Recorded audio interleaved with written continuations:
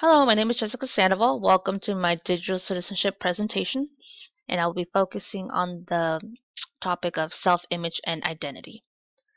So, as most of us know, digital citizenship means teaching students how to use digital tools safely and responsibly. And now a big tool has become social media.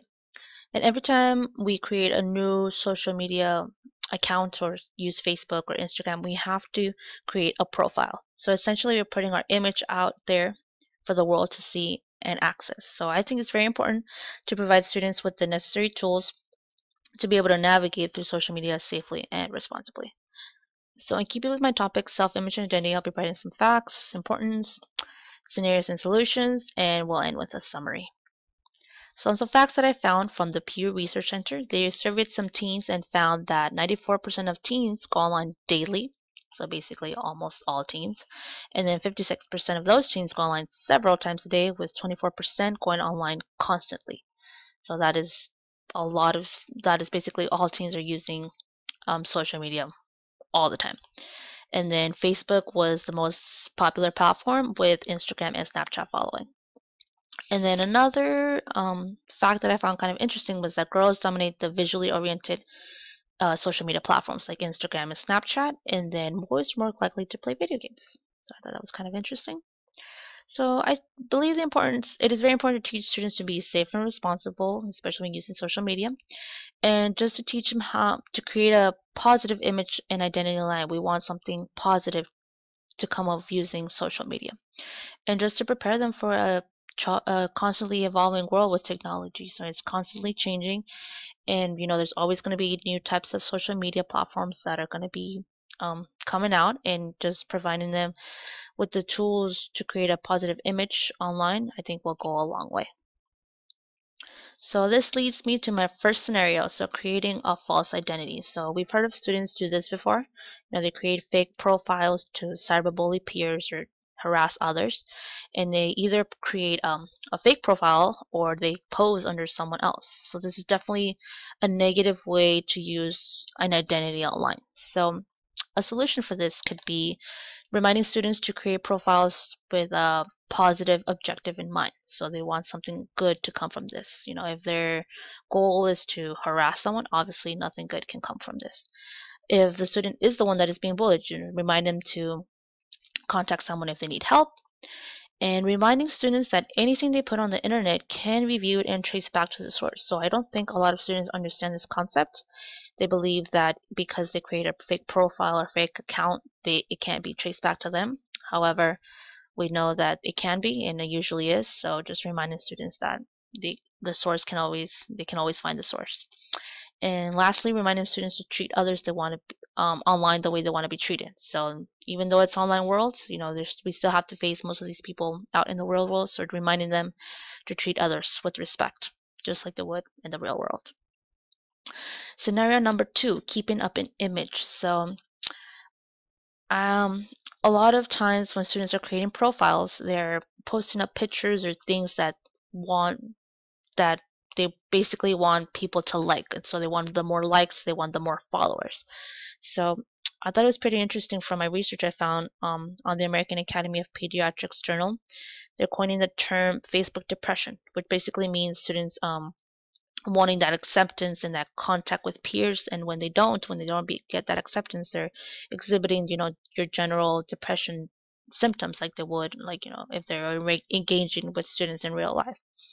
And from the Common Sense Media website, I also found that they're coining the term digital drama. So it basically means the harassment or disputes that are happening online that are affecting students out in the real world. So this is definitely another one of those negative scenarios. So some solutions for these could be reminding students that there is a life outside of social media.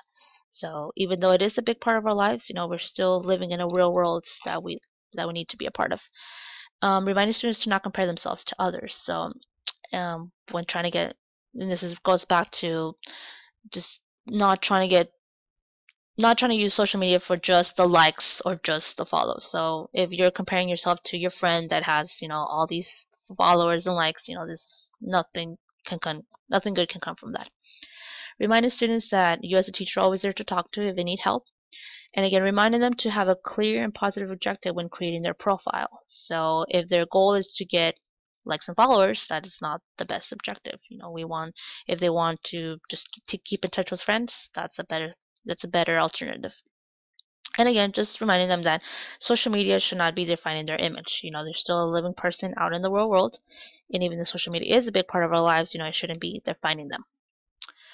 A positive scenario I found was through the Common Sense Media website, and it was a video titled Henry's Story. And Henry is an aspiring musician who posted his work up on different types of music blogs and websites. And even though he used his real identity, he didn't tell anyone he was 14. So he thought it was kind of cool because he was respected. He wasn't viewed just as a child, and that he used his words carefully so that they wouldn't know he was a child. However, this was a positive interaction for him, and this is a good example of a way that social media can be used in a positive way, even though he didn't reveal his true identity. He was revealing who he was, just not that the age that he was 14. So he was able to engage in conversations, and he thought it was definitely a positive way, and positive interactions came from it. Positive scenario two. So using your identity for something like creating profiles for a professional, social good, or educational purposes.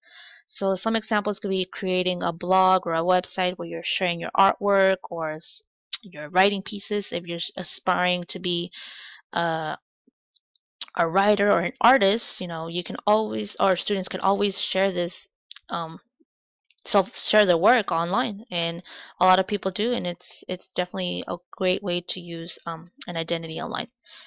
We've heard of people or students using Facebook to crowdfund or raise money for a good cause, and this is definitely another way to use the identity for a positive use. And lastly, we've heard of when celebrities or someone, an athlete, uses derogatory terms or names towards a certain type of group, and people express their thoughts out on Twitter, and it usually promotes some social change. So definitely another way to use an identity for good purpose. And overall, and in summary, so self-image and identity are a major component of social media. So just reminding ourselves that it is a big part of how we're portraying ourselves on social media, is a big part of our world nowadays. So reminding students to create profiles with a clear and positive and purposeful objective, I think, is going to go a long way. So reminding them that we want this for good use, not just to get the likes and followers, not to harass people. Reminding parents to stay involved and active in their child's social media use. So sometimes parents turn a blind eye and they prefer not to know what students might be doing online. So just reminding them that they should stay involved and just keep an eye on what their students are doing, just so nothing negative can stem from that. And reminding students to be responsible and respectful. So reminding them to treat others that want to be treated, use their image for good use, and maybe for a good cause. So this is the way we can use our image for good purposes. And that is my references. I hope you enjoyed the presentation. Have a great day.